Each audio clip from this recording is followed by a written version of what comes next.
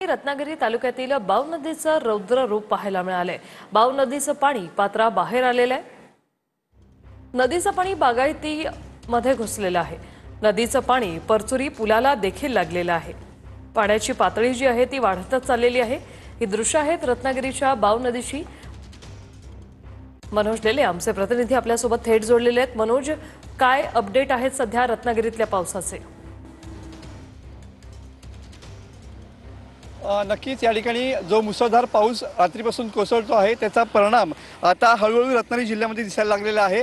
रत्नागिरी जिल्ह्यातील ज्या मुख्य नद्या आहेत त्या सध्या इशारा पातळीवरती गेलेली पाहायला मिळतात। आपण सध्या बाव नदीच्या नदीपात्राच्या बाजूला आहोत आणि बघू शकता की काजळी नदीचं हे रौद्र रूप आपल्याला या ठिकाणी पाहायला मिळतं आहे।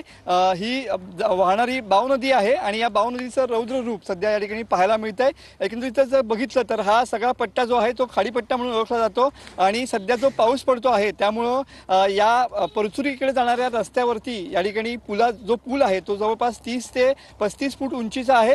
या पुलाला या ठिकाणी या बाव नदीचं पाणी जे आहे ते लागलेलं पाहायला मिळतंय आणि याच बाव नदीचं रौद्र रूप या ठिकाणी आपण बघू शकतो की पूर्ण शेती आणि बागायतीमध्ये देखील या नदीचं पात्र जे आहे ते घुसलेलं पाहायला मिळतं आहे। जवळपास प्रत्येक तालुक्यामध्ये हा 100 मिलीमीटरहून अधिक पाऊस पडलेला आहे। पावसाची नोंद झालेली आहे आणि सध्या हे नदीचं रौद्र रूप आपण पाहतोय। धन्यवाद मनोज, तुम्ही दिलेल्या या माहितीसाठी।